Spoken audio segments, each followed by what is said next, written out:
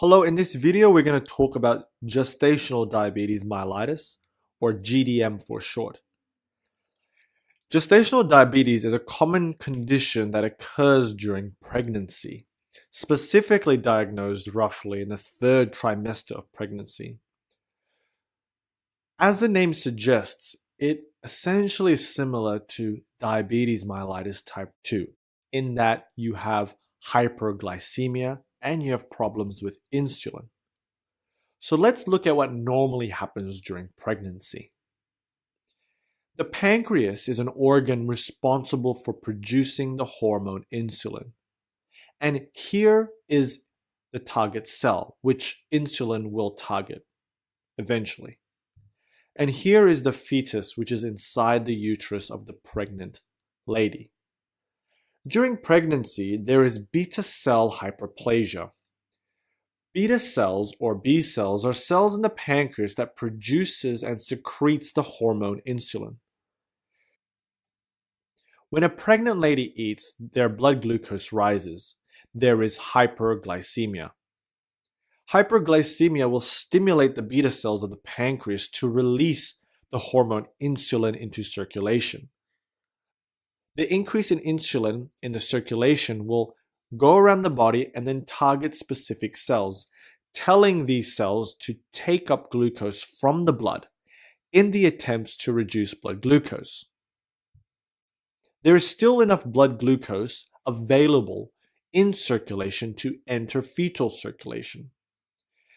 The fetus requires glucose in order to gain energy and to grow. And so the fetus will receive adequate glucose, and so there will be normal fetal growth. The fetus will always receive glucose because of several reasons. The first is that during pregnancy, insulin sensitivity decreases. This means that the effects of insulin on maternal tissue is reduced. Because the effects of insulin is reduced, there will be more glucose in the blood. Beta cell hyperplasia in the maternal pancreas occurs because of reduced insulin sensitivity in maternal tissue. And this also is a cause of the factors released by the fetus telling the maternal body to feed it. What happens in gestational diabetes is that instead of a small decrease in insulin sensitivity in maternal tissue, there is a lot of insulin sensitivity decreasing, and thus also insulin resistance. Here is the pancreas of the mother with gestational diabetes. And here is the target cell of insulin. And here is the fetus in uterus. After a mother eats, blood glucose increases. There is hyperglycemia. Hyperglycemia stimulates the beta cells of the pancreas to release the hormone insulin into circulation. Insulin aims to target cells to increase glucose uptake in maternal tissue. But in gestational diabetes, there is insulin resistance, and therefore blood glucose is not taken up into maternal tissue as efficiently. The result of insulin resistance is hyperglycemia of the maternal circulation. With hyperglycemia, this also travels into fetal circulation, and so there is an increase in blood glucose in the fetus. Because of hyperglycemia in fetal circulation, the fetal pancreas thus will work by producing its own insulin.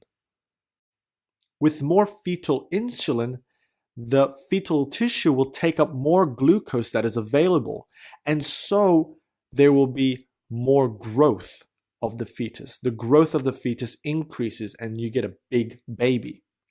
Similarly, the increase in blood glucose in maternal circulation means that the mother can have symptoms of diabetes, which are the 4 Ps: polyuria, polyphagia, paresthesia, which is not actually common, but it's more so in chronic diabetes, and polydipsia. These symptoms are not very specific for gestational diabetes. Instead, gestational diabetes is rather asymptomatic. The reason for a big decrease in insulin sensitivity and the development of insulin resistance in gestational diabetes is thought to be because of the placenta producing hormones such as growth hormones, CRH, and placental lactogen. Placental hormones cause a decrease in insulin sensitivity to try to tell the mother to feed it with more glucose. Risk factors for gestational diabetes mellitus include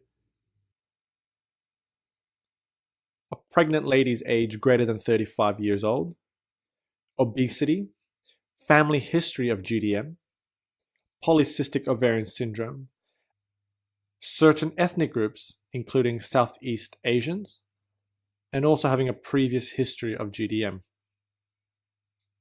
The diagnosis of gestational diabetes is actually done during screening at 24 to 28 weeks, roughly, gestation. And this is done with a fasting blood glucose or with the oral glucose tolerance test. A fasting blood glucose is measured between weeks 24 to 28 weeks.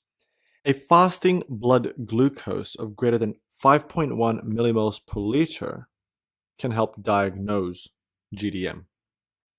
The diagnosis of GDM can also be done with an oral glucose tolerance test.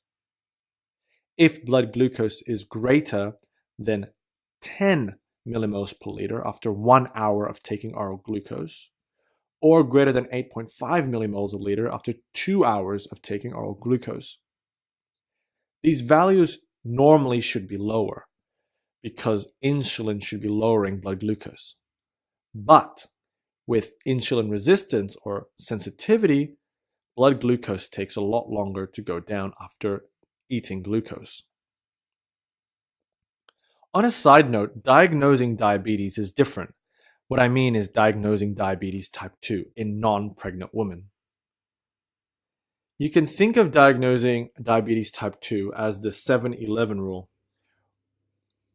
7-11 rule meaning a fasting glucose greater than 7 millimoles per liter or a random blood glucose greater than 11 millimoles per liter with symptoms of diabetes can help with the diagnosis of diabetes type 2.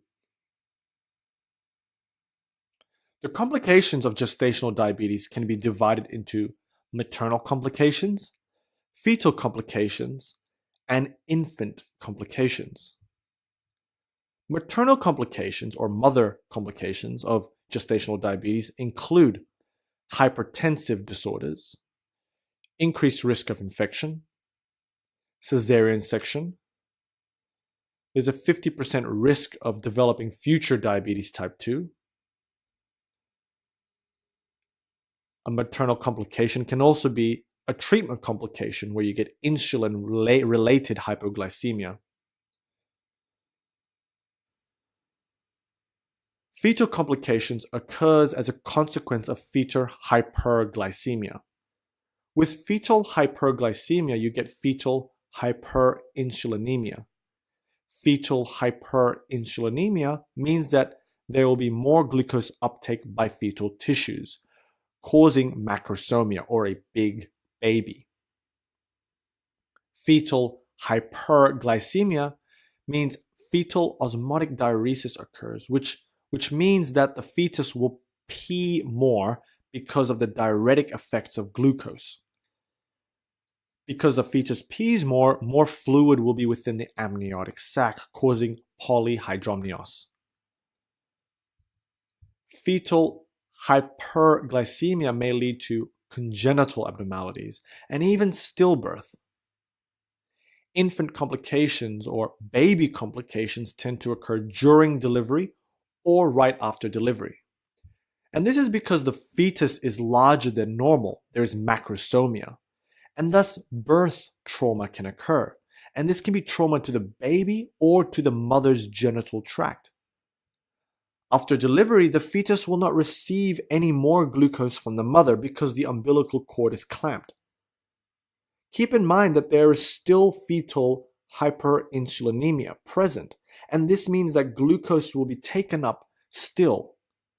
But with no more supply of glucose in the baby, this means that there is hypoglycemia. Later, after delivery, the baby will also have subsequent hyperbilirubinemia, hypocalcemia, and increased risk of respiratory distress syndrome, which is a respiratory problem which is manageable. There's also a long-term risk of the baby developing childhood obesity. The management of gestational diabetes can be divided into managing the pregnancy itself and managing the baby after delivery. The maternal management or pregnancy management involves a multidisciplinary team where the obstetrician plays a vital role, as a woman with gestational diabetes is a high-risk patient. The management first line is diet and exercise.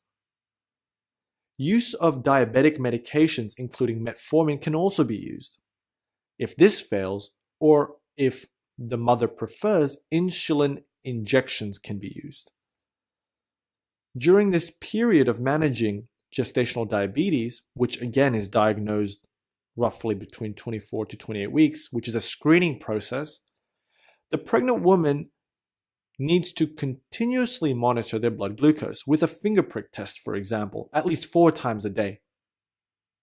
Further, it is important to monitor the fetus inside the uterus using an ultrasound to detect any anatomical changes, to check for fetal size, to check for fetal blood flow, and also checking the fetal heart rate. The management of the baby occurs postpartum after delivery and includes oxygenation because of the risk of respiratory distress syndrome. Because the baby is also in hypoglycemia, there can be also administration of dextrose.